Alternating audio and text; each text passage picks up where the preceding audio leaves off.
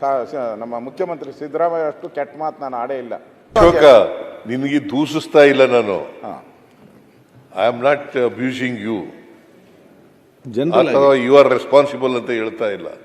ಅವರ ಯಾರು ಸಿದ್ದರಾಮಯ್ಯ, ನಮ್ಮ ಮುಖ್ಯಮಂತ್ರಿ ಸಿದ್ದರಾಮಯ್ಯ ಅಷ್ಟು ಕೆಟ್ಟ ಮಾತು ನಾನು ಆಡೇ ಇಲ್ಲ. ಇರೋದ್ರಲ್ಲಿ ಬಹಳ ತೂಕವಾಗಿ ಮಾತಾಡ್ತೀನಿ. ಅಷ್ಟು ಮಾತಿಗೆ ಇವರು ಹಿಂಗೆ ಎಗರಾಡಿದ್ರೆ ಹೆಂಗೆ? ನಾನೇನು ಹೇಳಿದೆ? ನೀವು ಪರಿಹಾರ ಕೊಟ್ಟಿಲ್ಲ ಅಂದೆ, ಅದಕ್ಕೆ ಎದ್ದು ನಿಂತ್ಕೊಂಡು ಗಲಾಟೆ. ಏನ್ ತಪ್ಪೇನು ಹೇಳಿದೆ ನಾನು? ಅಂಕಿಅಂಶ ಓದೇ ಇಲ್ಲ ಇನ್ನ. ನಾನು ಅಂಕಿಅಂಶ ಯಾರ್ಯಾರು ಏನೇನು ಕೊಟ್ಟಿದ್ರು ಅಂತ ಹೇಳಲೇ ಇಲ್ಲ. ಅದಕ್ಕೆ ಇಷ್ಟೆಲ್ಲ ಮಾತಾಡಿದ್ರೆ ನಾವು ವಿರೋಧ ಪಕ್ಷದವರು ಏನ್ ಮಾತಾಡ್ಬೇಕಾದ್ರೆ? ಆಯ್ತು, ಈಗ ಮನೆ ಮುಖ್ಯಮಂತ್ರಿ ಮಾತಾಡಲಿ.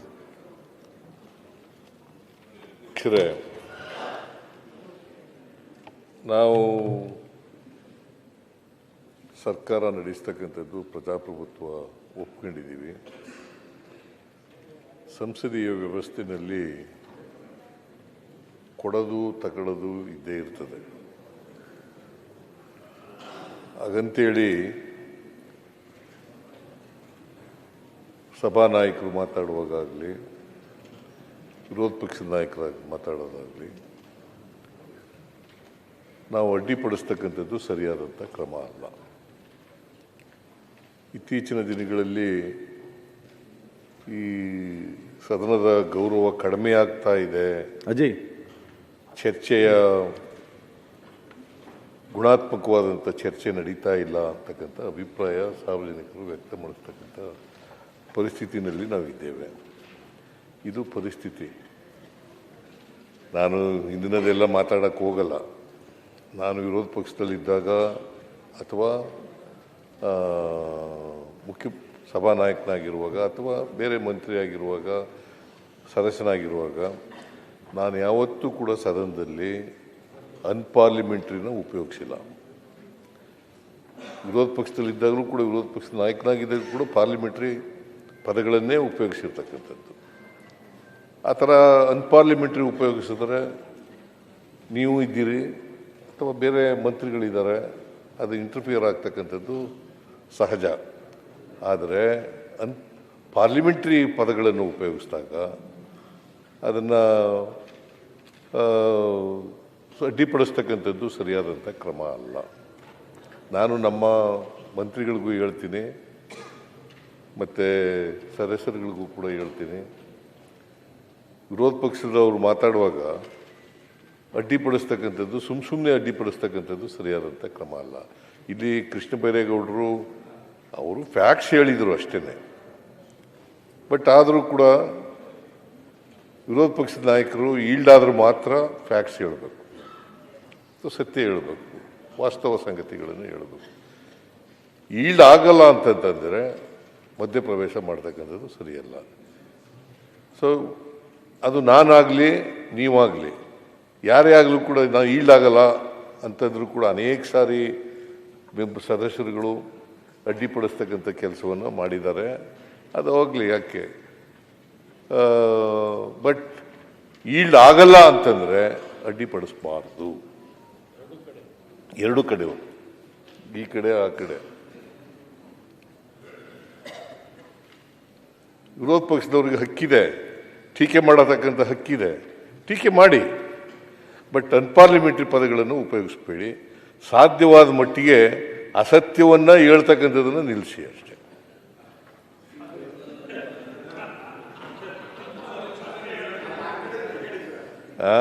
ಇಲ್ಲ, ಈ ಕಡೆಯವ್ರಿಗೆ, ಎರಡೂ ಕಡೆಯವ್ರಿಗೆ ಹೇಳ್ತಾ ಇದ್ದೀನಿ ನಾನು, ಆ ಕಡೆ ಈ ಕಡೆ ಅಂತ ಇಲ್ಲ. ಟೀಕೆ ಮಾಡೋರು ಜಾಸ್ತಿ ಯಾರು? ವಿರೋಧ ಪಕ್ಷದವರವರು. ಟೀಕೆ ಮಾಡಲಿಕ್ಕೆ ನಿಮ್ಗೆ ಅವಕಾಶ ಇದೆ, ಟೀಕೆ ಮಾಡಿ. ಆದರೆ ವಾಸ್ತವ ತಳಹದಿ ಮೇಲೆ ಟೀಕೆಗಳನ್ನು ಮಾಡಿ ಅಷ್ಟೇ. ಟೀಕೆಗಳನ್ನು ಸ್ವೀಕಾರ ಮಾಡಲಿಕ್ಕೆ, ಅದಕ್ಕೆ ಉತ್ತರ ಕೊಡಲಿಕ್ಕೆ ನಾವು ಸಮರ್ಥವಾಗಿದ್ದೀವಿ. ಉತ್ತರ ಕೊಡೋಣ. ಆದರೆ ಉತ್ತರ ಕೊಡುವಾಗ ದಾರಿ ತಪ್ಪಿಸ್ತಕ್ಕಂಥ ಕೆಲಸ ಮಾಡೋಕ್ಕೆ ಹೋಗಬೇಡಿ.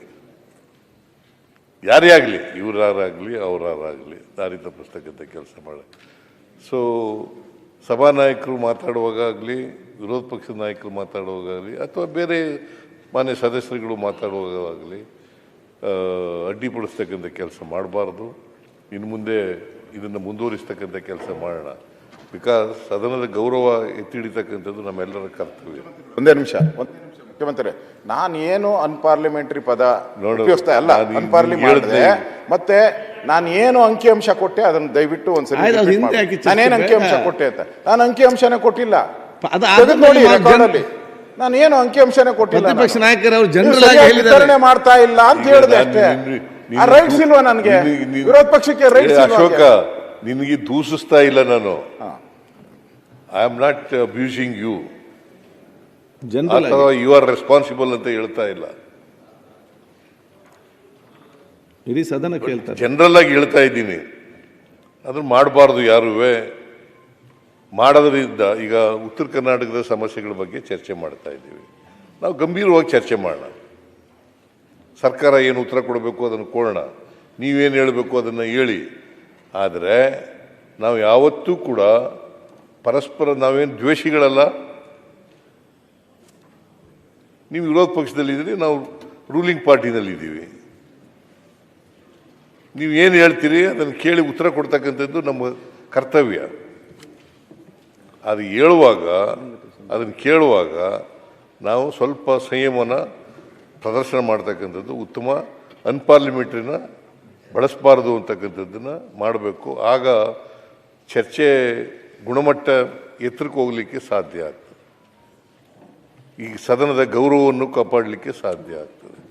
ಅದನ್ನು ಇನ್ನು ಮುಂದೆ ಮಾಡ್ತಕ್ಕಂಥ ಕೆಲಸವನ್ನು ಮಾಡೋಣ. ಈಗ ಇವತ್ತು ಇನ್ನೊಂದು ಗಂಟೆ ಇದೆ. ಇನ್ನೊಂದು ಗಂಟೆಯಲ್ಲಿ ಮುಗಿಸೋದಾದ್ರೆ ಇವತ್ತು ಮುಗಿಸಿ, ಇಲ್ಲದೆ ಹೋದರೆ ಒಳಗಡೆ ಮಾತಾಡಿದ್ದು ನಾವು. ಇಲ್ಲದೆ ಹೋದರೆ ನಾಳೆ ಮುಂದುವರಿಸಿ ಬೇರೆ. ನಾನು ರಿಸ್ಟ್ರಿಕ್ಟ್ ಮಾಡಲ್ಲ, ಈಗಲೇ ಇವತ್ತೇ ಮುಗಿಸ್ಬೇಕು, ಒಂದು ಗಂಟೆಲೇ ಮುಗಿಸ್ಬೇಕು ಅಂತ ಮಾಡಲ್ಲ. ರಿಸ್ಟ್ರಿಕ್ಟ್ ಮಾಡಲ್ಲ. ನೋಡಿ, ಒಂದು ಗಂಟೆಲೇ ಮುಗಿಸಿ, ಅರ್ಧ ಗಂಟೆಲೇ ಮುಗಿಸಿ, 1.5 ಗಂಟೆ ಮುಗಿಸಿ, 2 ಗಂಟೆ ಮುಗಿಸಿ ಅಂತ ಹೇಳಕ್ ಹೋಗಲ್ಲ.